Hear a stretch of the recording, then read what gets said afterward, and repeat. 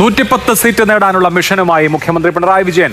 ഒരടവും ഫലിക്കാതെ വരുമ്പോ പൂഴിക്കടകൻ നീ കേട്ടിട്ടുണ്ടോ? അവസാനം ഞാൻ അവനെ ഇറക്കി. ഞങ്ങളെ ആത്മവിശ്വാസത്തിന് മതിയായ കാരണങ്ങളുണ്ടല്ലോ. നമ്മുടെ കേരളത്തിന്റെ പൊതുവായ സ്ഥിതി പരിശോധിച്ചാൽ അത് നല്ല രീതിയിൽ തന്നെ LDFന് ആത്മവിശ്വാസം പകരുന്ന ഒന്നാണ്. ഇതെന്താ സംഭവം എന്ന് വെച്ചാൽ നമ്മുടെ ഇടതുപക്ഷ ജനാധിപത്യ മുന്നണി പാർലമെന്റ് തെരഞ്ഞെടുപ്പിൽ വലിയ തിരിച്ചടി ഉണ്ടായി. അത് കഴിഞ്ഞ് ലോക്കൽ ബോഡി ഇലക്ഷനിൽ വമ്പിച്ച തിരിച്ചടി ഉണ്ടായി. ഇതുവരെ കൈവിട്ടു പോകാതിരുന്ന പല കോട്ടകളും കൊത്തളങ്ങളും ഒക്കെ പൊളിഞ്ഞ് പാളീസായി അണ്ടം പൊളിഞ്ഞ അവസ്ഥയിൽ നിൽക്കും എന്ന് കരുതി ആത്മവിശ്വാസത്തിന് വല്ല കുറവുണ്ടോ? യാതൊരു കുറവുമില്ല എന്ന് മാത്രമല്ല, അത് ദൈനംദിന അടിസ്ഥാനത്തിൽ വർദ്ധിച്ചുകൊണ്ടിരിക്കുകയാണ്. അറിയാത്ത പിള്ളക്ക് ചൊറിയുമ്പോഴേ അറിയൂ. ആളുകൾ വിലയിരുത്തുമ്പോൾ 10 വർഷം മുൻപുള്ള കേരളത്തിന്റെ അവസ്ഥ സ്വാഭാവികമായി അവരുടെ മനസ്സിലേക്ക് വരും. അത് പരിശോധിക്കുന്ന ഏതൊരാൾക്കും LDFന്റെ ഗ്രാഫ് വലിയ തോതിൽ ഉയരുന്നതിനിടയാക്കും എന്നതാണ് കാണാൻ കഴിയുക. എന്നാ പിന്നെ പേടിക്കണ്ട. ഇപ്പൊ കഴിഞ്ഞ മുമ്പത്തെ തെരഞ്ഞെടുപ്പിൽ ഏതാണ്ട് 93 സീറ്റാണ് കിട്ടിയത്. കഴിഞ്ഞ തെരഞ്ഞെടുപ്പിൽ 99. ഇത്തവണ അത് 110 ആക്കണം എന്നാണ് പിണറായി സഖാവിന്റെയും സഹസഖാക്കളുടെയും താല്പര്യം, അഥവാ ആഗ്രഹം, അതുമല്ലെങ്കിൽ സങ്കല്പം, അതുമല്ലെങ്കിൽ വ്യാമോഹം. ശ്രീ A. റഹീം, സർക്കാരിന്റെ വികസന പദ്ധതികളും ക്ഷേമ പദ്ധതികളും ജനങ്ങളോട് എണ്ണി എണ്ണി പറഞ്ഞാണ് തദ്ദേശ ഭരണ തെരഞ്ഞെടുപ്പിൽ വോട്ട് നേടിയത്. ഫലം എന്താണ്? കയ്യിലുണ്ടായിരുന്ന 4 കോർപ്പറേഷനുകൾ നഷ്ടപ്പെട്ടു.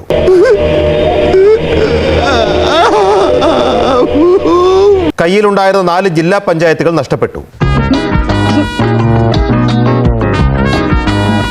200-ലധികം ഗ്രാമപഞ്ചായത്തുകൾ കയ്യിൽ നിന്ന് നഷ്ടപ്പെട്ടു. വോട്ട് വിഹിതം നോക്കിയാൽ 5% UDFന്റെ താഴെ നിൽക്കുകയാണ്. കഷ്ടകാലം വരുമ്പോ കൂട്ടത്തോടെ നാണല്ലോ. അതിനുശേഷം 6 മാസത്തിനിടയ്ക്ക് വീണ്ടും ഒരു നിയമസഭാ തെരഞ്ഞെടുപ്പ് നടക്കുമ്പോൾ 99-ൽ നിന്ന് 110 വർദ്ധിപ്പിക്കുമെന്നൊരു പ്രതീക്ഷ മുന്നോട്ട് വെക്കുന്നത്, പ്രത്യാശ മുന്നോട്ട് വെക്കുന്നത് ആശയക്കുഴപ്പമുള്ള പരാജയത്തിൽ ഉഴലുന്ന അണികളെ തൃപ്തിപ്പെടുത്താനാണോ, അതിനെ പ്രത്യേകിച്ച് പറയേണ്ട കാര്യമുണ്ടോ ചാത്തുകുടിച്ചേട്ടാ?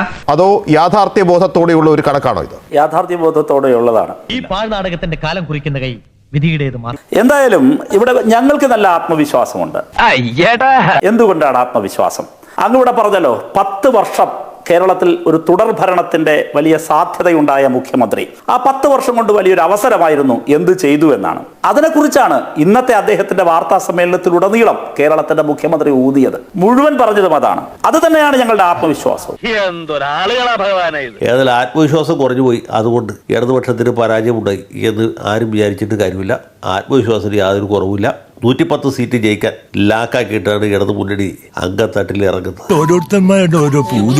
എനിക്ക് സംശയമല്ല എന്തിനാ 110 ആക്കിയത് എന്നാണ്.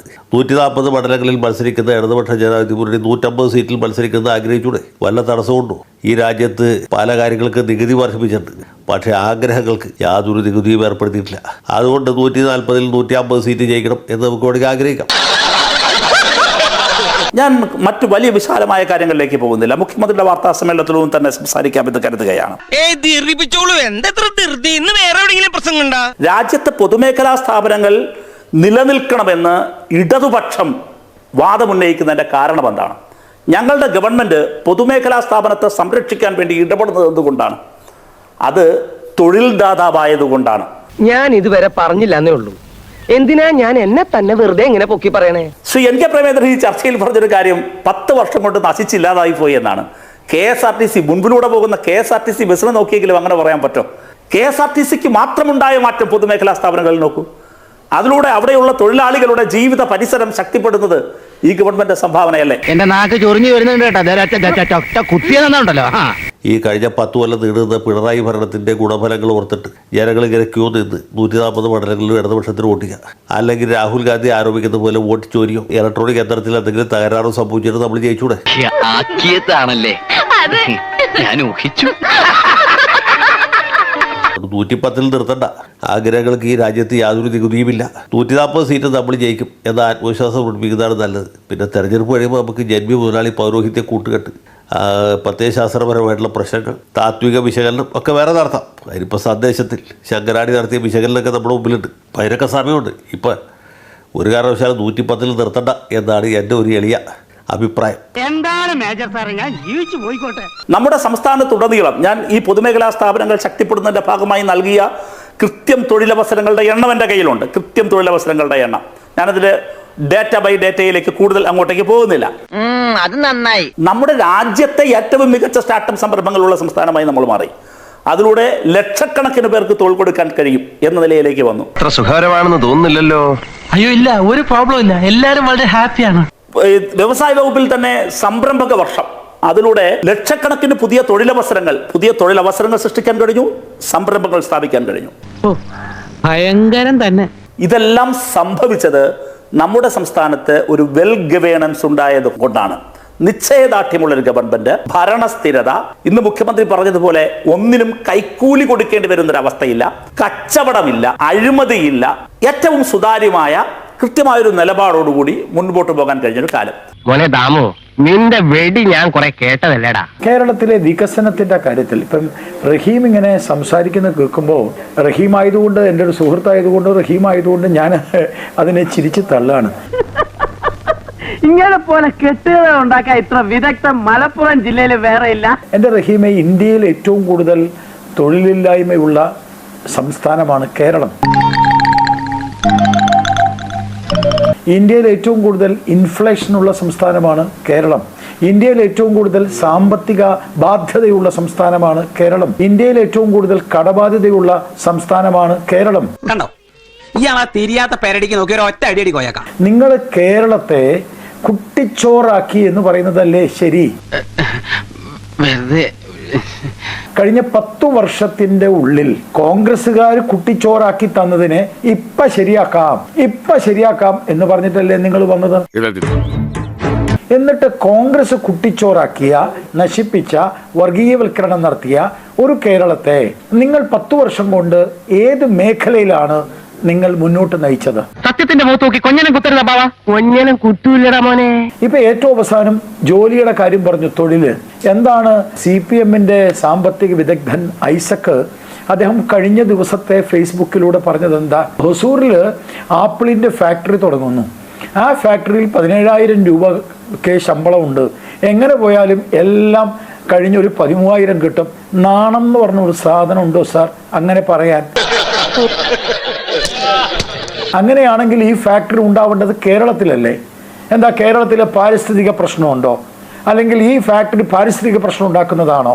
നിങ്ങൾ ഹൊസൂറിലേക്ക് പോകുന്നു, അവിടെ പോയി നമുക്ക് ആപ്പിളിന്റെ ഫാക്ടറിയിൽ ജോലി ചെയ്യാന്ന് പറയാൻ നിങ്ങൾക്ക് നാണമില്ലേ? നിങ്ങൾ കേരളത്തിലല്ലേ തുടങ്ങേണ്ടത്?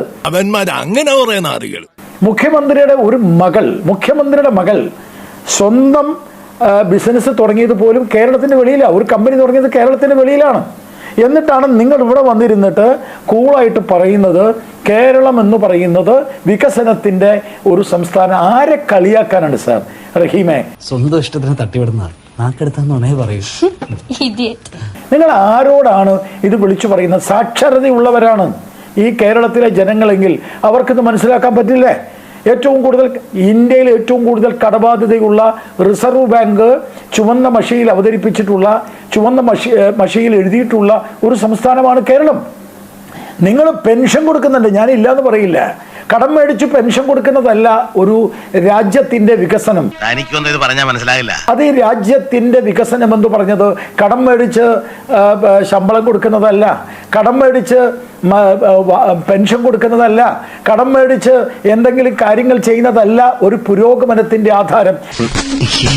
സോറി ഏട്ടാ, ഇനിമേല ആവർത്തിക്കില്ല. ഞാൻ ചോദിക്കാൻ ആഗ്രഹിക്കുക, കഴിഞ്ഞ 10 വർഷത്തിൻ്റെ ഉള്ളിൽ ഈ കേരളത്തിൽ വന്ന ഒരു ഫാക്ടറിയുടെ കാര്യം, വ്യാവസായികമായ ഒരു മുന്നേറ്റത്തിന്റെ കാര്യം മിസ്റ്റർ റഹീം നിങ്ങൾക്ക് പറയാൻ പറ്റുമോ?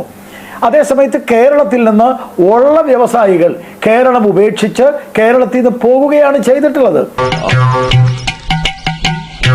ഇപ്പോൾ ഉമ്മൻചാണ്ടിയുടെ ഭരണത്തിന് ശേഷം 10 വർഷം നിങ്ങൾ ഭരിച്ചു. ഇടതുപക്ഷവും വലതുപക്ഷവും മാറി മാറി ഭരിച്ചിട്ട് കേരളത്തിലെ ഇന്നത്തെ ഉൽപാദനം, നെല്ലിന്റെ ഉൽപാദനം 3.5 ലക്ഷം ടണ്ണാണ്. ബാക്കി 37.5 ലക്ഷം ടൺ ആന്ധ്രയിൽ നിന്ന് വരണം, മഹാരാഷ്ട്രയിൽ നിന്ന് വരണം, അല്ലെങ്കിൽ ഗവൺമെന്റ് ഓഫ് ഇന്ത്യയുടെ പൂളിൽ നിന്ന് വരണം. നിങ്ങൾ എന്ത് വികസനം ഉണ്ടാക്കി എന്നാ പറയുന്നത് ഈ കേരളത്തില്? എന്നെ വെട്ടിലൊന്നും വീഴ്ത്താൻ പറ്റില്ല.